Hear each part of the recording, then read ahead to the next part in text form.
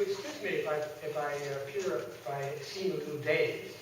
I'm really not quite sure why I'm here today. This is a comedy show, and I have a real problem with jokes. First of all, I can't remember them after a minute and a half.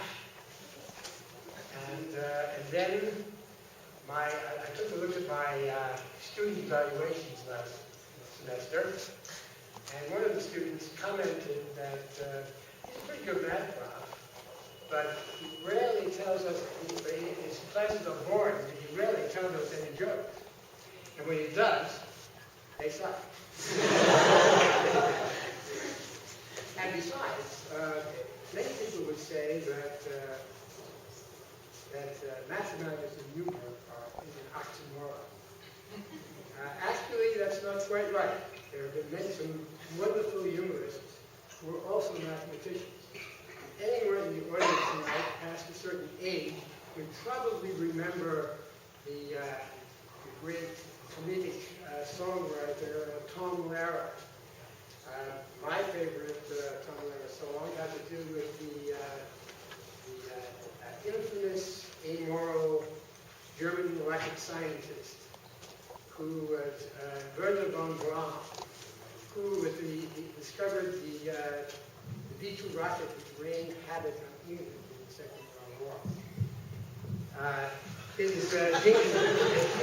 jingle went, I send them up, said Werner von Braun.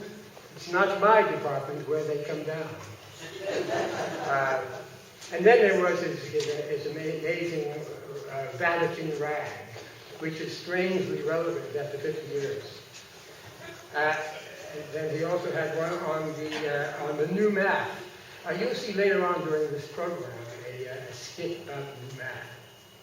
But I digress. I'm really here to ask you in the audience if you could please send me some jokes that I can use in my math class. Now, I have a severe restriction, however. The jokes have to be relevant to the math lesson. Now, I went to my Google search engine last week, and I typed in math joke, F joke. And much to my delight, what came up was a very serious mathematics paper on the inverse problem, written by my all-time hero, the great applied mathematician, Joe Teller. Now, what do you mean by the inverse problem? Generally, we give you one gives you an equation. We ask you to solve it, find the solution. The inverse problem, we give you the solution and ask you to find what problem it solves, what equation it solves. Generally, it's highly non-unique. Now, in the introduction to Teller's paper, he gave 3 examples of the inverse problem where he gave the answer. And the problem is to find the question. So let me tell you his 3 answers. First answer is Washington Irving.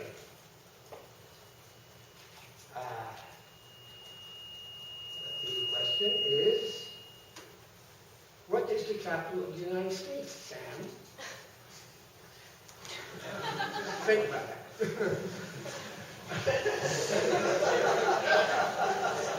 The second one was 9W. 9W. Do you spell your name with a V? Herr Wagner? Before you get hooked and drag me off the stage, I will give you his third inverse problem. Chicken sukiyaki. Okay. Who is the only surviving Japanese kamikaze pilot? All right, that's all, folks. However, before I leave the stage here, I would like to ask if anyone in the audience has a few gems, similar to the ones I've given you, that I've been using in my math class. And I'm looking out here in the audience. I have something. I see you're Tony here. Tony, would you please come up here? I think, actually, unlike myself, Tony's a very funny guy. And Thank you. I'm Tony Schuman.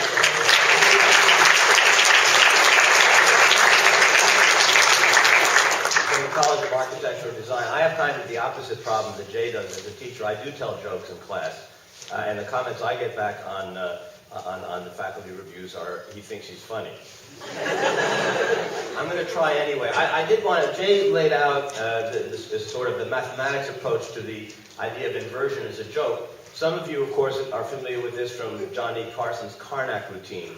Those of you who are older, if you want to go back, it started with Ernie Kovacs in the 1950s and was really popularized by Steve Allen, who was the first Tonight Show host. Sorry for the history lesson, but maybe there's someone from the humanities department here. Where it all comes from, of course, was a show on radio that ran for 20 years called The Answer Man, where you called in a question and they gave you an answer. So the humor was in the turning it around in such a way that the question, the answer that's given, you think it's going to be about, an author, and it turns out that it's not the straight answer that you're looking for, but a twisted one. Of course, the show that uses the straight answer is Jeopardy. Jeopardy is basically the inversion with serious questions. So let me give you a couple of examples of Steve Allen's humor, and then I'll try a couple of my own. In Steve Allen's The Question Man, he comes up with the following. The answer is, he discovered it while flying a kite. And the question, how did Miles Lishness discover string? Answer, for those of you who were Pogo fans, Daisy May. And the question, do you think Daisy will? Well, I spent a fair amount of time in college sitting around with friends making up word puzzles like this. So I'm going to give you a couple of my old inversions and then two recent ones that may have relevance locally. First old one, the answer is cesarean section. And the question, where did Julia sit at the Colosseum?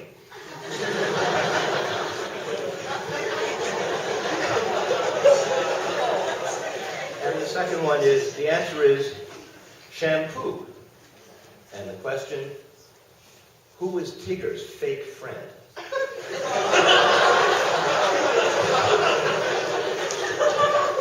Now, closer enough, a little bit more recent, the answer is Patterson, Paramus, Cherry Hill, and Toyota.